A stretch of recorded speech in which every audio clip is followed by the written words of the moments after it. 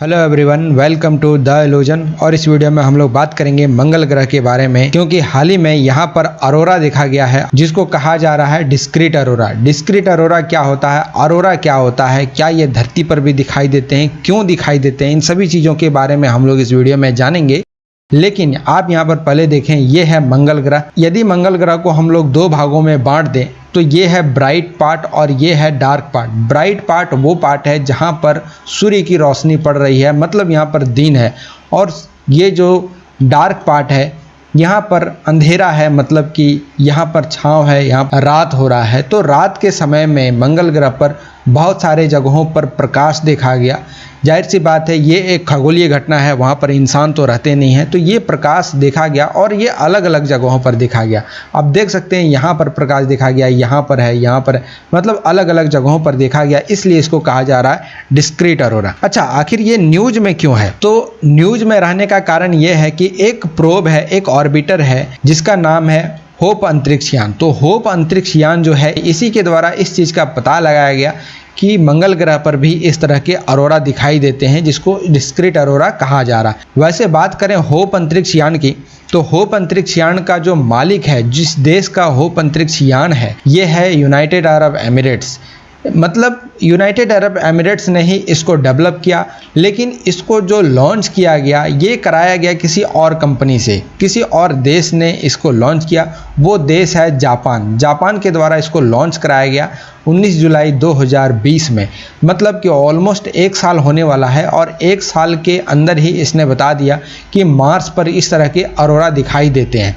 वैसे इसको जिस रॉकेट से लॉन्च किया गया था वो है HIIA होप प्रोब की। यदि बात करें, ये एक ऑर्बिटर है जो मार्स के चारों ओर चक्कर लगाता है। अब बात करते हैं अरोरा की। अरोरा आखिर है क्या? अब देखो, यदि आप रात में अपने छत पर चढ़ते हैं और खुले वायुमंडल को देखते हैं, यदि वो वायुमंडल आपको चमकीला नजर आए, रोशनी नजर आए उस वायुमंडल में, तो उसको हम लोग कहते हैं अरोरा।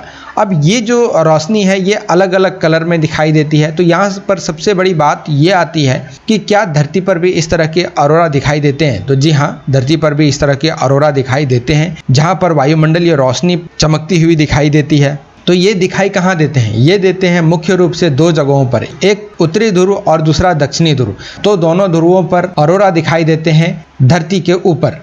तो ये जो अरोरा है, ये कौन कौन से कलर में दिखाई देते हैं? देखो, बेसिकली ये अरोरा जो धरती पर दिखाई देते हैं उसमें आपको बहुत सारे रंग ऐसे मिल जाएंगे, जैसे हरा है, लाल, नीला, बैंगनी, गुलाबी और सफ़ेद।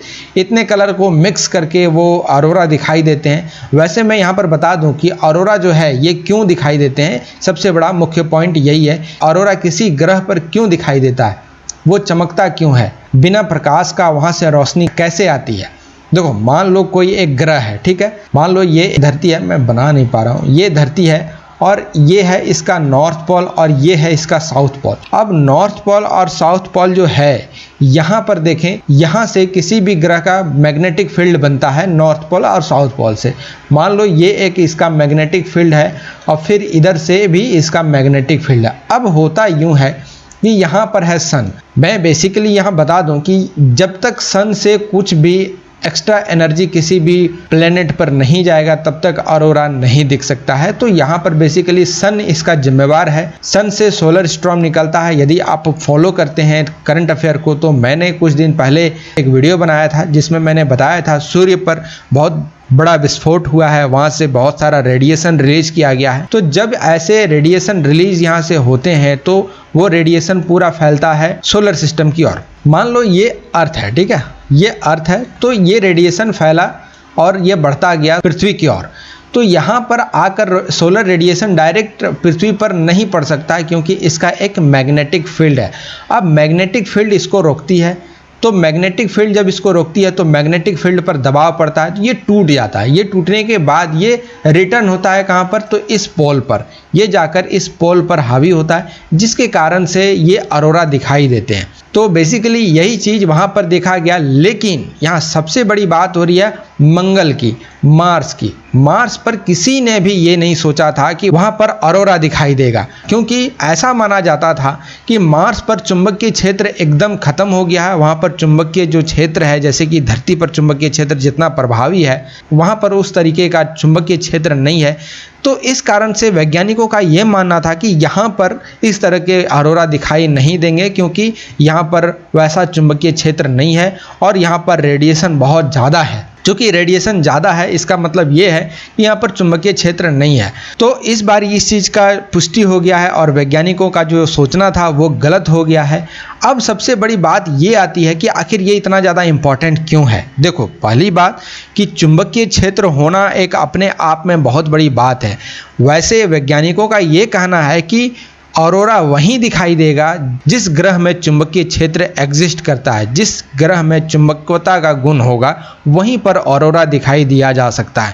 तो अभी तक तो वैज्ञानिकों का ये कहना था कि मंगल पर तो चुंबकीय क्षेत्र एकदम खत्म हो चुका है, तो यहाँ पर ऑरोरा नहीं देखे जा सकते हैं।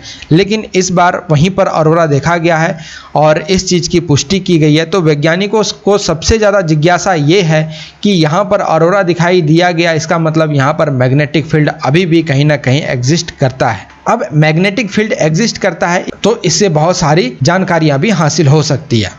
वैसे यहाँ पर जो अरोरा दिखाई दिया है, तो इसी समय धरती पर भी इस तरह के अरोरा दिखाई दिए। धरती पर और वहाँ पर एक साथ अरोरा दिखाई देने का मतलब क्या है। देखो, जैसे कि मैंने आपको बताया कि मैंने कुछ दिन पहले एक वीडियो बनाया था जिसमें मैंने बताया था कि सूर्य पर एक बहुत बड़ा विस्फोट हुआ है। इसी कारण से इलेक्ट्रोमैग्नेटिक रेडिएशन सोलर सिस्टम में फैला है, जिसके कारण ये अरोरा दिखाई दे रहा। तो ये घटना घटी थी 3 जुलाई को।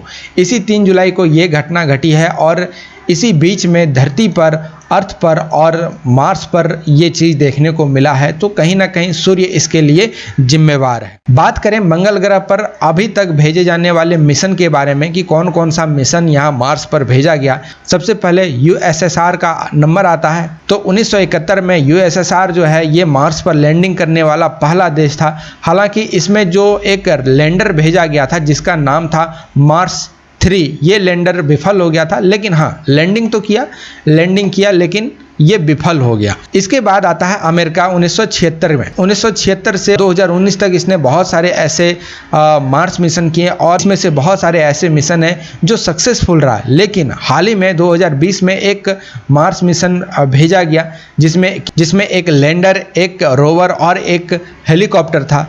तो यहाँ पर हेलीकॉप्टर नहीं कहेंगे, एक छोटा सा ड्रोन टाइप का एक हेलीकॉप्टर था। तो ये सारे चीज़ वहाँ पर भेजा गया और ये मिशन नासा का बहुत ही ज़्यादा सक्सेसफुल रहा, जिसमें एक रोवर था जिसका नाम था परसिवरेंस रोवर। मुझे ये बता सकते हैं ये बेसिकली रोवर जो था ये कहाँ पर उतारा गया था? यदि आप इसका आंसर दे पाएँ तो आप इसको कमेंट बॉक्स में ज़रूर लिखें।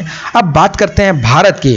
मंगल मिशन जिसको हम लोग कहते हैं, ये किया गया था 2013 में और इसको मंगल तक पहुंचने में 1 साल का समय लगा। 2014 में ये मंगल के कक्ष में पहुंच गया और चारों तरफ ये मंगल के चारों तरफ घूम रहा है। अब यहाँ पर बात करते हैं कि क्या चाइना भी मंगल के लिए मिशन भेजा गया है। देखिए, चाइना के द्वारा भी मंगल के लिए मिशन भेजा गया है। तो यहाँ पर आप देख सकते हैं चाइना के द्वारा 23 जुलाई 2020 में एक तियांगवेन-1 नाम का एक मिशन भेजा गया, जिसमें कि एक ऑर्बिटर है और एक लैंडर है। हाल ही में ये न्यूज आया था कि ये भी मिशन इसका सक्सेसफुल रहा है। और यहाँ पर देख सकते हैं यूनाइटेड अरब एमिरेट्स जिसका मंगल मिशन हुआ था और इस मिशन का नाम रखा गया था होप मंगल मिशन, जिसने ये बताया कि यहाँ पर डिस्क्रीट अरोरा दिखाई दिया है।